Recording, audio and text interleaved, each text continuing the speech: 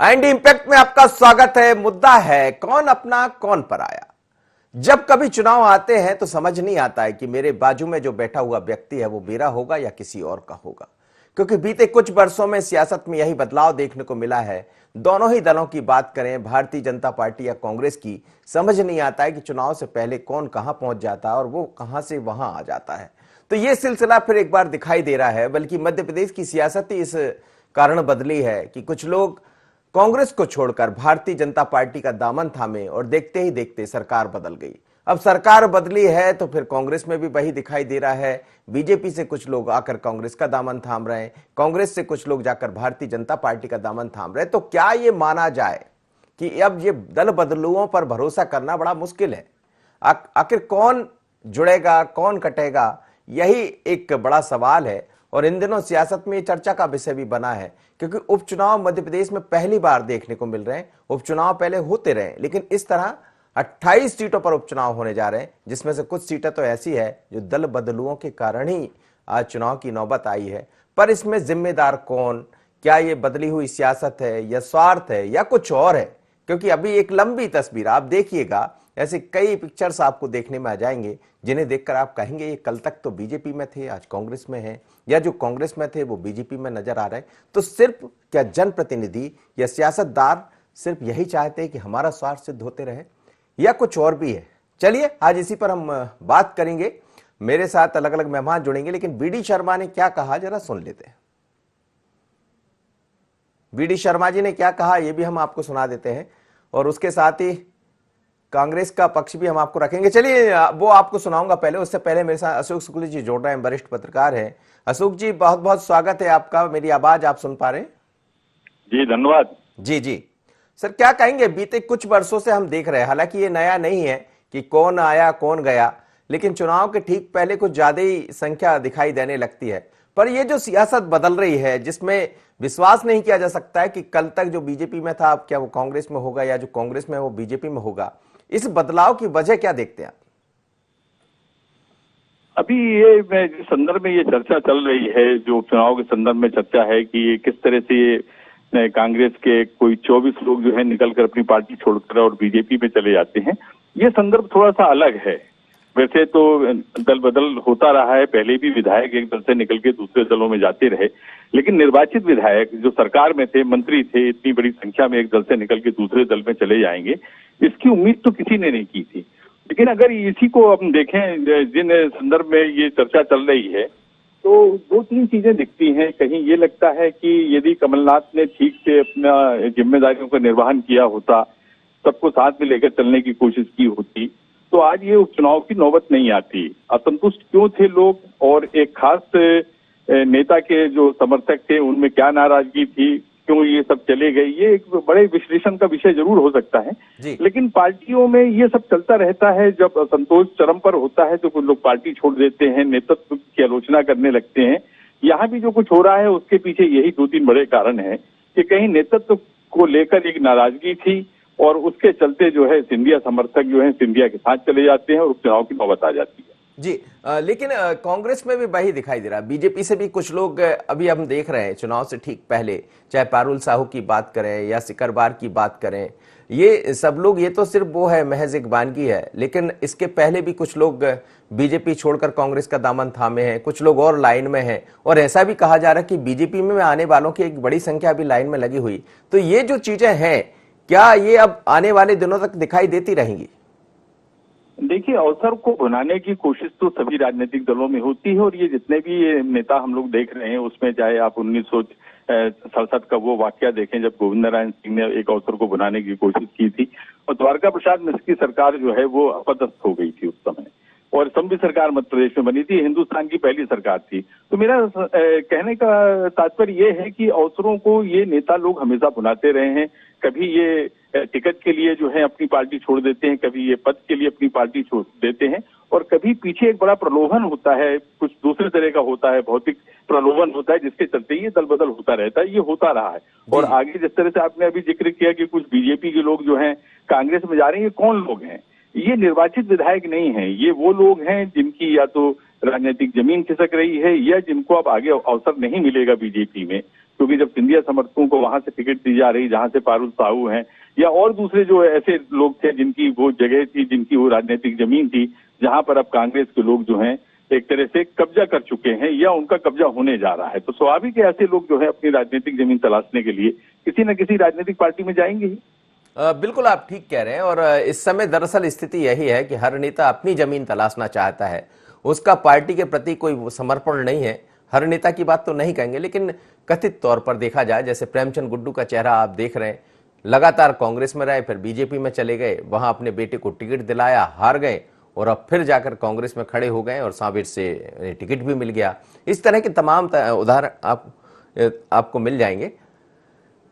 चलिए, मेरे साथ दो मेहमान जुड़ रहे हैं इस वक्त। योगेश यादव जी है, कांग्रेस के प्रवक्ता, और साथ ही अनिल फिरोजिया है, भारतीय जनता पार्टी के सांसद हैं। आप दोनों का बहुत स्वागत है। अनिल फिरोजिया जी, एक लंबी फहरिस्त है भारतीय जनता पार्टी के पास, जो कांग्रेस छोड़कर लोगों ने बीजेपी का दामन थाम लिया, और कितने लोग हैं जो आते हुए दिखाई देंगे। कुछ कार्यकर्ता ऐसे हैं, जब एक पार्टी से जुड़ते हैं तो ना वो कहीं जाते हैं ना आते हैं, अपने पार्टी के प्रति समर्पित होते हैं। लेकिन तेजी से जो सियासत बदलती हुई दिखाई दे रही है, इसमें किस पर विश्वास किया जाए? कौन अपना कौन पराया? ये पहले दूसरे प्रांतों में उत्तर प्रदेश, बिहार इस तरफ होता था, मध्य प्रदेश में ऐसा नहीं होता था, लेकिन कुछ समय से देखने में आ रहा है कि मध्य प्रदेश में भी ये नेचर आने लगा है। लेकिन कुछ लोग रहते हैं जो बिल्कुल कट्टरपंथी रहते हैं, जैसे मेरा परिवार ही समझिए। हम बचपन से ही जनसंघ से जुड़े, पिताजी जनसंघ से जुड़े रहे, वो विधायक रहे, बहन रही, मैं रहा, तो मेरा ये मानना रहता है कि हम तो जिएंगे भी इस भारतीय जनता पार्टी में, और मरना पड़ा तो मरेंगे भी इसी पार्टी में। जब तक जान है, जब तक पार्टी के साथ ही रहेंगे। जी जी, बिल्कुल। तो क्या कुछ और भी लोग हैं आपकी लाइन में जो बीजेपी का और दामन थाम सकते चुनाव में? ये तो क्या है कि लोगों का अपना अपना नेचर है, लोगों की अपनी अपनी सोच है। लेकिन जो अभी कांग्रेस से बीजेपी में आए हैं, वो तो कांग्रेस की जो इन्होंने वादे करे थे किसानों से, जो वादे करे थे युवाओं से, जो वादे करे थे बेरोजगार हमारी बहन बेटियों से, वो जो पूरे नहीं कर पाए, जो जिसके कारण उनको लगा कि ये जनता के साथ धोखा है।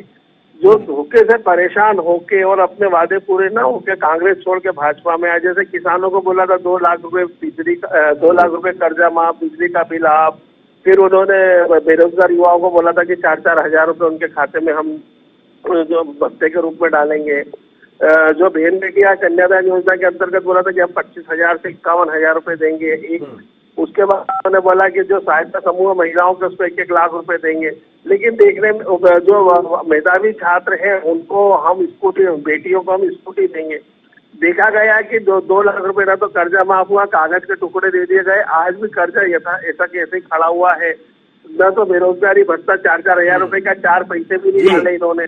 कन्यादान योजना में जो बेटियों की शादी हो गई, आज वो मतलब उनका बाल गोपाल है, लाडली लक्ष्मी आ गई, लेकिन बेचारी आज भी 51,000 की राह देख रही है। ऐसे ही मेधावी छात्राएं जो है हमारी बेटियां, उनको स्कूटी का हैंडल क्या, एक पहिया तक नसीब नहीं हुआ। लैपटॉप छोड़ो, मतलब ये जो करते भी क्या, जरूरत तो गाड़ी की ही पड़ती है। जो वादा खिलाफी करी है कांग्रेस ने, उससे परेशान होकर ज्योतिरादित्य सिंधिया जी ने तो बोला ही था कि अगर इतने वादे पूरे नहीं करे तो मैं सड़कों पे उतरूंगा। तो इसलिए उन्होंने छोड़ के जनता पार्टी का आज दामन। चलिए, भारतीय जनता पार्टी का दामन इसलिए थामा है कि वो अपनी पार्टी से परेशान थे, लेकिन चर्चाएं तो बहुत कुछ होती रहती चुनाव के दौर में कि वजह कुछ और भी है। योगेश यादव जी मेरे साथ जुड़े। योगेश जी, और कितने लोग हैं लंबे लाइन में, आप जैसे कार्यकर्ता भी है जो लगातार अपनी पार्टी के प्रति समर्पित है। पद की कभी लोलुपता मैंने आपके अंदर या आप जैसे कुछ लोग हैं उनके अंदर नहीं देखी, लेकिन क्या सियासत इतनी बदल गई है कि आदमी पद अपनी खुद की प्रतिष्ठा के जरिए पार्टी को भी दांव पर लगा देता? देखिए, ये क्या होता है, हर व्यक्ति का अपना एक मनोभाव होता है, उसकी मानसिकता होती है, जीने का अलग अलग अंदाज होता है। कांग्रेस में आजादी के पहले कई स्वतंत्रता सेनानी जो अमर हो गए, लेकिन गुमनामी या बिना पद के वो चले गए। लेकिन एक जज्बा हुआ करता था कि हमें देश को आजाद करा। मुझे गर्व होता है कि मैं उस फ्रीडम फाइटर परिवार से का ही वंशज हूँ। वहीं से मेरे ग्रैंडफादर रामबख्श अहीर तो वो एक जज्बा होता है, तो वो भावनात्मक रूप से इतनी ज्यादा अपना एक रिश्ता बन जाता है कि फिर सारी बातें गौड़ हो जाती है। जहां तक जो तात्कालिक आप जो कह रहे हैं कि जो व्यवस्था आजकल प्रजातांत्रिक प्रणालियों में विभिन्न पार्टियों में पाई जा रही है, तो उसके कुछ ना कुछ कारण अवश्य होते हैं। सबसे पहला तो कारण ये रहता है कि सब तत्कालीन लाभ के अंतर्गत आता है मामला कि हमें कितनी जल्दी कितनी सफलताएं, कितना पद, कितनी ऊंचाइयां प्राप्त हो जाए। और भारतीय जनता पार्टी में जिस तरीके से भारतीय जनता पार्टी का शनै शनै ग्राफ नीचे जा रहा है या पतन हो रहा है, उसका मूल कारण है कि भारतीय जनता पार्टी में एक नई विसंगति पैदा होगी। विसंगति इस बात की कि वर्षों से दरी उठाने वाले कार्यकर्ता या भारतीय जनता पार्टी के लिए प्रतिबद्ध या जिसको कह सकते हैं केडर बेस के लोग जो थे, उनको उपेक्षा इसीलिए लगी कि कुछ लोग आए, अचानक आ गए, उनके नेता बन गए, उनके क्षेत्र में प्रत्याशी बन गए और उन पर अब हुक्म भी चलाने लगे। तो ये एक उपेक्षा का वातावरण है। अब आप देखिएगा, पारुल साहू का मैं उदाहरण देता हूँ। पारुल साहू ने गोविंद राजपूत से चुनाव लड़ा था कि मात्र सैकड़ा वोट से ही, कुछ वोटों से वो पराजित हुई थी। उसके बाद उनको पार्टी में एक लगातार उपेक्षा मिली। उपेक्षा के बाद जो बातें उन्होंने भारतीय जनता पार्टी में रहकर कोशिश की थी कि ये बातें पूरी होगी, चाहे वो कोरोना वायरस के दौरान जनता को लाभ का हो, चाहे किसानों का मसला हो, किसी भी मामले में भारतीय जनता पार्टी के नेता और मुख्यमंत्री खरे नहीं उतरे। तो स्वाभाविक है जब भारतीय जनता पार्टी का व्यक्ति अपने आप में उपेक्षा महसूस करेगा तो वो सम्मान का हकदार नहीं, होगा। लेकिन और एक बात इसमें यही है, मैं आपसे जैसा आपने आपका भी जिक्र किया कि आप फ्रीडम फाइटर परिवार से आते हैं, आप लोग भी तो हैं। आपको आजकल विधायक बन जाना चाहिए था यदि आपके पूरे काम को हम देखें जो हमने देखा है, लेकिन नहीं हुआ तो क्या पार्टी छोड़ दिया आपने? मैं किसी भी पार्टी की बात नहीं कर रहा हूं, बीजेपी कांग्रेस दोनों की। जहां तक ग्राफ गिरने की बात है तो ग्राफ तो कांग्रेस का भी बड़ा तेजी से गिरा है। कहां आप लोग रहा करते थे, आज कहां दिखाई दे रहा है योगेश जी? देखिए, मैं भी बहुत निर्लिप्त भाव से बात कर रहा हूँ, बिना जी। किसी राजनीतिक पूर्वाग्रह के। मैंने कहा ना कि अपने अपनी मानसिक स्तर पर निर्भर करता है कि कुछ लोगों की चाहती पद, विधायक बनना, सांसद बनना, और इसी को वो अपना वैभव समझते हैं, एक भौतिक वैभव जिसको कहते हैं, उसी में वैभव। और एक आत्मा का वैभव ये होता है कि हम अपनी जिंदगी के प्रति, हम अपने मन के प्रति और अपने भाव के प्रति हम सच्चे रहें। तो जिसके अंदर ये जागृत रहता है तो उसको हर बात वो मतलब निर्लिप्तता आ जाती है एक तरीके से जीवन में। निश्चित लगता है कि विधायक बनना, सांसद बनना एक ऊंचा पद होता है और अपनी बात को और आगे प्रभाव करने के लिए और अपनी बात को और मनवाने के लिए एक प्रभाव मिलता है। लेकिन संगठन में भी ऐसी बहुत सारी बातें रहती हैं कि व्यक्ति चाहे तो कार्य कर सकता है। और ये मैं जरूर स्वीकार करूंगा, इसको गैर राजनीतिक तरीके से बोल रहा हूँ कि अब जिस तरीके से जिसको राजनीति का फास्ट ट्रैक कहा जा रहा है कि अब ये राजनीति का फास्ट ट्रैक है, तो इसमें मानवीयता, इसमें संस्कारित मूल्य और इसमें एक तरीके से जिसको बोलते हैं खानदानी व्यक्तित्व, इन सब चीजों की तिलांजलि दी जा रही है। बहुत तेजी से तिलांजलि हो रही है। जी बिल्कुल, आपने सही कहा। और यही मैं चाह भी रहा था कि चर्चा का विषय भी यही है कि आखिर क्यों मूल्यों को लोग खो रहे हैं, आखिर क्यों अपना एक किसी पार्टी या किसी दल के प्रति समर्पण अब नहीं रहा, क्या स्वार्थ में लोग इतने अंधे हो गए? अशोक शुक्ल जी जुड़े मेरे साथ, बहुत ही वरिष्ठ पत्रकार हैं। अशोक जी, यही मेरा कहना था। एक दौर है जब आप लोग ने भी देखा होगा, हम आपसे काफी जूनियर लोग हैं, लेकिन आपने भी पत्रकारिता के दौर में ये सब देखा होगा।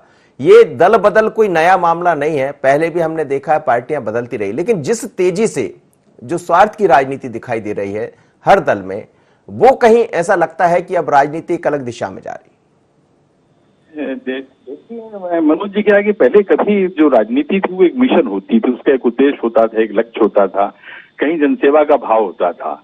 लेकिन हाल के वर्षों में देखें, इधर 25-30 सालों के बीच में हम देखें तो राजनीति में कारोबार की शक्ल ले ली है।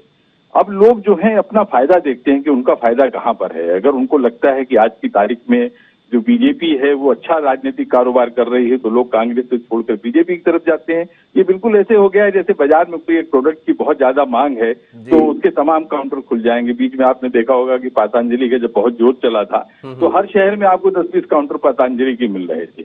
मैं ये देख रहा हूँ कि 2014 से जैसे मनमोहन सिंह की सरकार जाती है, यूपीए की सरकार जाती है और एक राजनीतिक नेतृत्व का जो अभाव हम देख रहे हैं, आज मोदी जी का कोई विकल्प नहीं दिखता है। तो जब इस तरह से कोई एक पार्टी जो है बहुत तेजी से ऊपर आती है तो ये जो दल हैं जिनको अपना अस्तित्व कहीं खतरे में दिखता है, या ये कहें कि इन दलों के जो लोग हैं जो विधायक बनना चाहते हैं, सांसद बनना चाहते हैं, वो ऐसी पार्टी में जाना पसंद करते हैं जिसका कोई राजनीतिक भविष्य दिख रहा हो। तो मुझे ये कहने में बिल्कुल संकोच नहीं है कि हाल के जो 7-8 या 10 वर्ष हैं उसमें कांग्रेस का जो राजनीतिक भविष्य वो बहुत उज्जवल नहीं दिखता है। और यही वजह है कि जो लोग उसमें थे, चाहे ज्योतिरादित्य सिंधिया रहे हो, ये इतना बड़ा जोखिम लोगों ने क्यों लिया? आप सोचिए कि 24 लोग कांग्रेस छोड़कर फिर एक दूसरी पार्टी में जाते हैं, तो कहीं उनको ये भरोसा तो रहा होगा ना कि अब हम बीजेपी में जा रहे हैं तो हम फिर से चुनाव जीत लेंगे। तो मुझे लगता है कि ये जो एक राजनीतिक सोच डेवलप हुई है नेताओं के मन में, जिस तरह से एक राजनीति ने अब कारोबार की शक्ल ले ली है, उसके चलते ये सब हो रहा है। ये पूरा बाजारवाद है ये। तो अब ये सोचना या ये मान लेना कि देश का नेता जो है वो जनता के लिए काम करने के लिए राजनीति में, ऐसा बिल्कुल भी नहीं है। और एक एग्जाम्पल मैं आपको बताता हूँ, बिना ज्यादा समय लिए हुए आपका, कि देश के नेताओं ने जनता की गरीबी भले दूर न की हो, मगर इस देश की गरीब जनता ने कई लोगों को सांसद और विधायक बनाकर उनकी गरीबी जरूर दूर कर दी है। तो आज देश में लोग अपनी गरीबी अगर दूर करना चाहते हैं तो स्वाभाविक वो ऐसी पार्टी में जाएंगे जहां उनको मंत्री का पद मिल जाए, वो विधायक बन जाए, सांसद बन जाए। बहुत ही बड़ी अच्छी बात आपने कही है। बिल्कुल सही है कि किसी की गरीबी मिटे या ना मिटे, लेकिन जो राजनेता है वो अपनी गरीबी जरूर दूर कर लेना चाहते। गरीबी भी नहीं बल्कि अमीरी का सिलसिला इस तरह होता है कि देखते ही देखते सब कुछ बदल जाता है, और इसीलिए बदलाव भी दिखाई दे रहा है।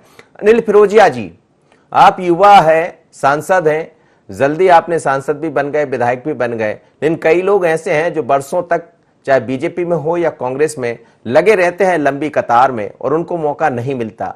क्या ये जो मौका नहीं मिलना या इस तरह से कि लोग अपने स्वार्थ में इतने डूब जाते हैं, इसलिए ये सब होता है?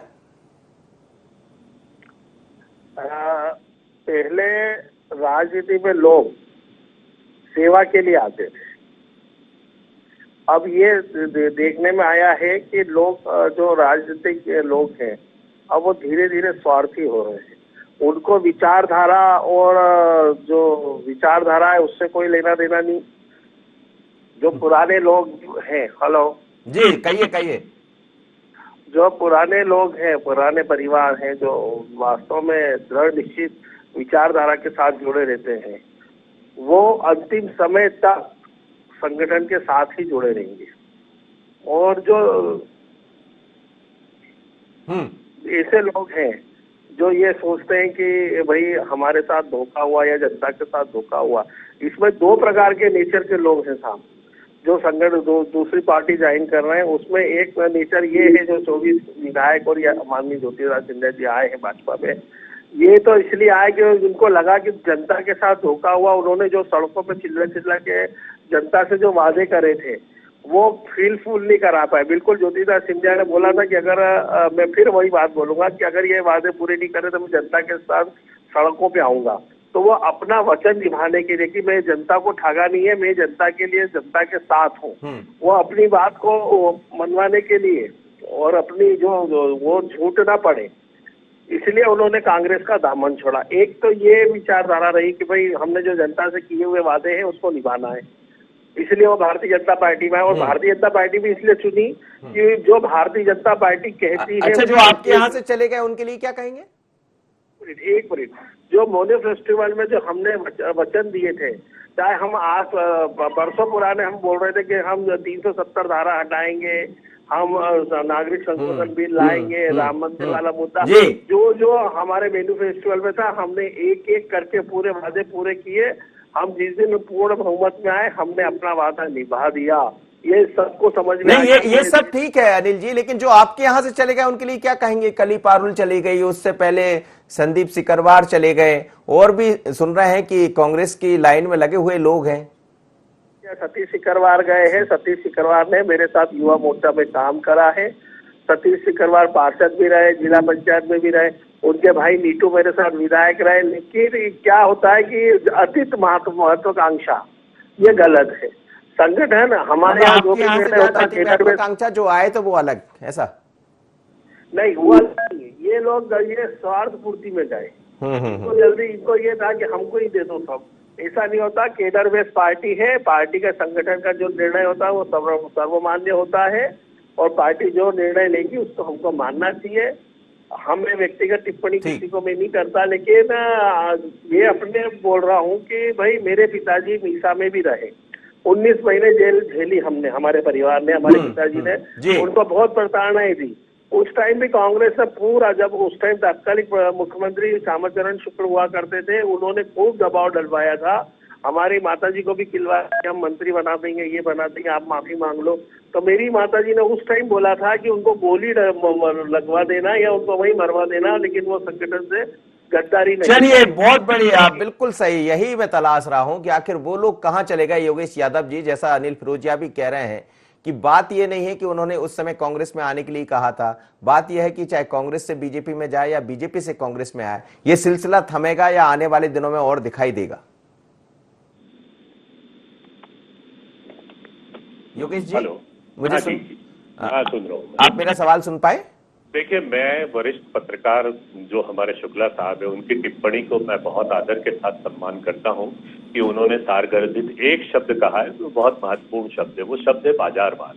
अब बाजारवाद इतना ज्यादा फैल गया है और इसका व्यावसायिकरण, मुझे कोई मतलब कहने में इसमें गुरेज नहीं है कि ये बाजारवाद की जो प्रारंभ हुआ है, भारतीय जनता पार्टी इसकी जनक है।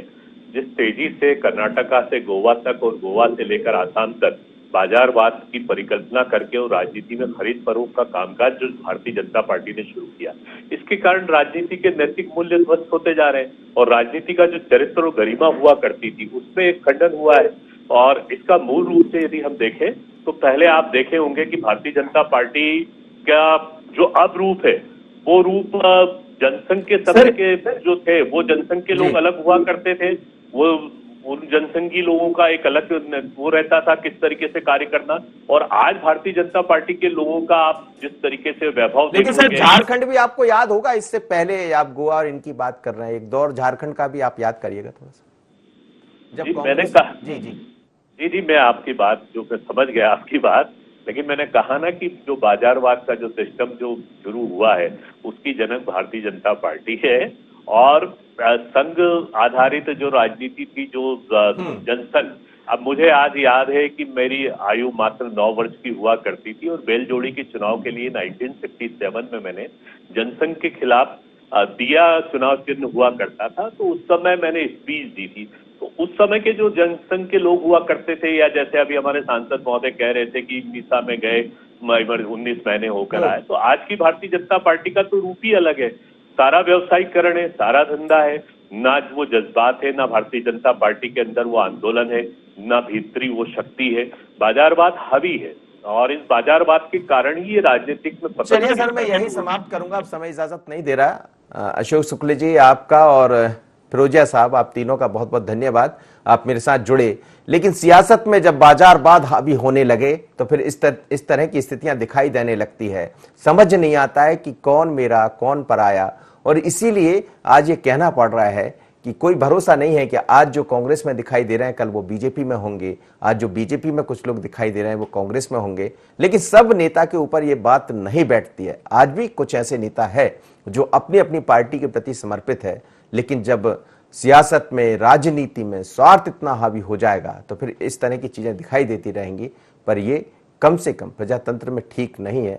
सवाल यही है कि क्या इसमें कुछ बदलाव आएगा या यूं ही हम चलते रहेंगे, क्योंकि जैसा कहा गया कि जो लोग गरीब थे वो गरीब बने रह गए, जो सांसद विधायक बने वो कहां से कहां पहुंच गए, और उसकी वजह भी यही है। आज इतना ही, मुझे दीजिए इजाजत, बने रहिए IND24।